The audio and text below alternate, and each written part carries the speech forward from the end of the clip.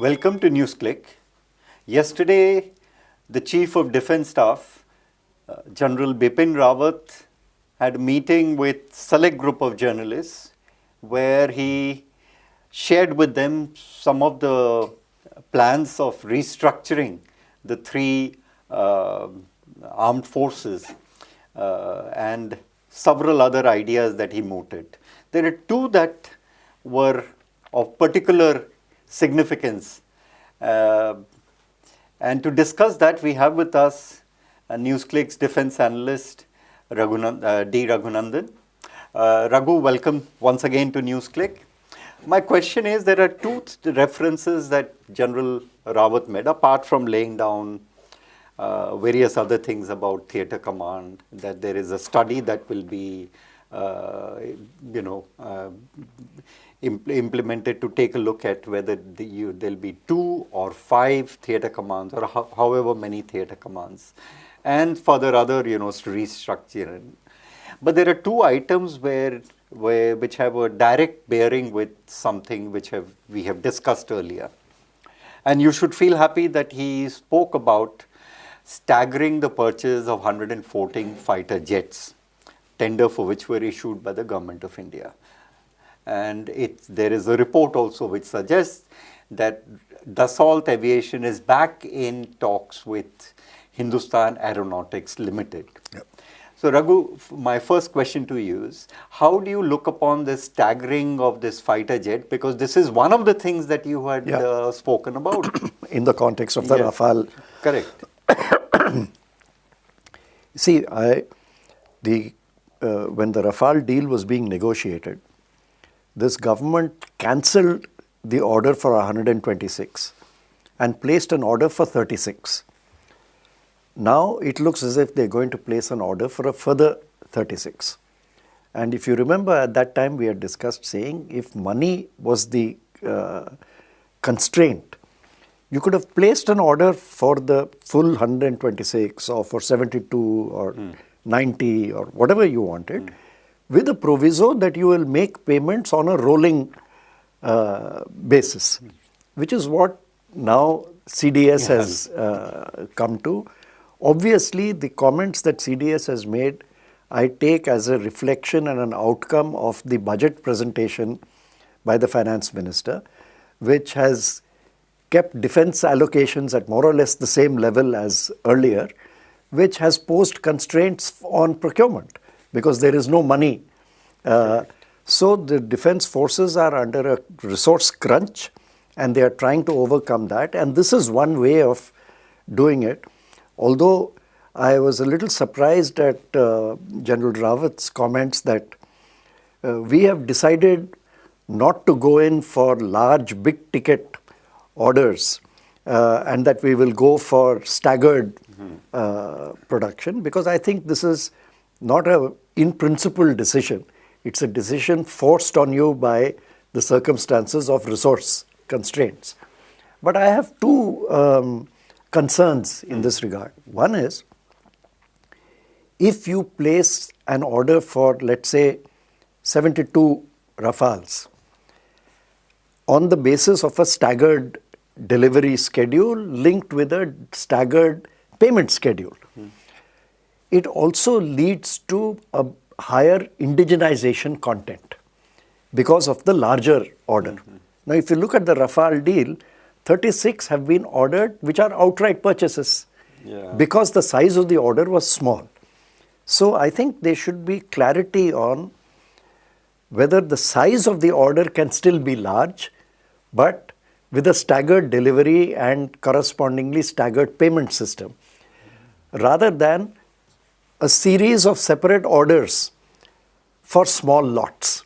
Because if you do that, you will not gain from economies of scale, you will end up paying more money, and there will be less indigenization of the production. Take, for example, although General Rawat, as CDS, is supposed to be speaking on behalf of all the three services, the Army has ordered howitzers from the US. It has got its own Dhanush howitzers manufactured by the Ordnance Board, and it has got the self-propelled guns in collaboration with Korea. all of these orders are in the order of 110, 120, 140 guns. I don't remember any of these orders being placed of 30 guns this year and 30 guns after 3 years.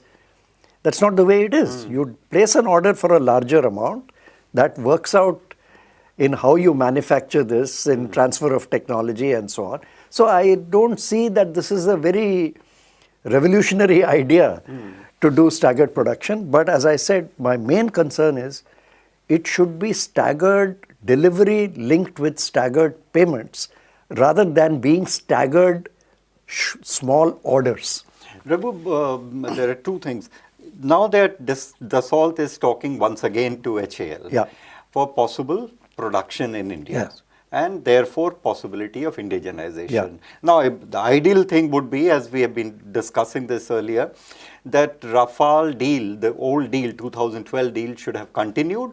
They could have staggered the acquisition, as you have said. Exactly. But now they're going back to talking to HAL and they're discussing work share. Work share, but possibly only for 36 Now, Rafales. How does that, my question is, how does that make sense then? Yeah, so as I said, the work share definition and the indigenization percentage would have been higher if we had signed a contract for 72 Rafales to begin with. And then you have a staggered schedule, but then both HAL and Dassault could plan for a staggered delivery schedule, and the indigenization content also would have been clearer for a 72 aircraft, how many components you want to make. The cost of production also will be lower if you know that you're going to plan for 72 rather than plan for 30 now and then sit and wait for another 2 years and then start another plan for 36.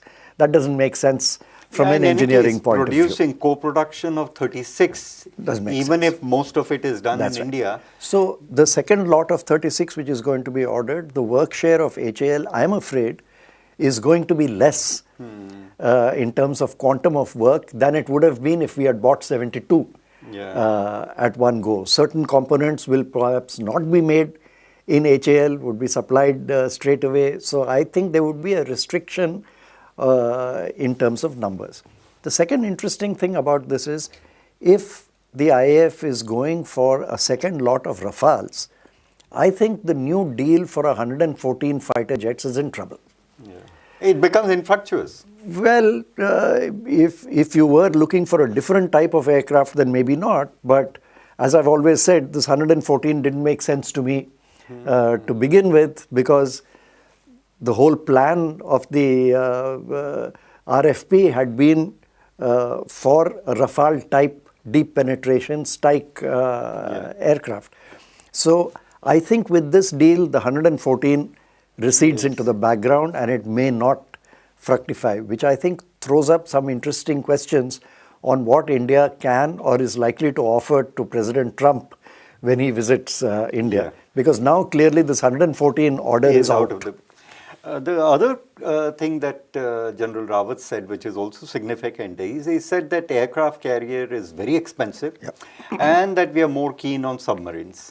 So there will be no third aircraft. Now on December 3rd last year, Navy Chief had come out and said that in their long-term plan, 3 aircraft carriers are essential because 2 must be available for deployment. Absolutely. The battleships or battle groups have to be available for deployment.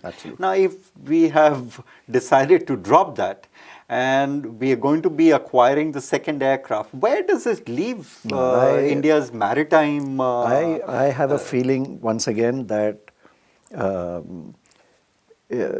virtue is being made out of a necessity.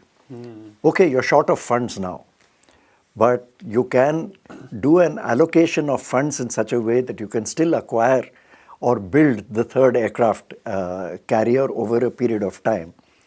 General Rawat has also spoken about one peninsular command.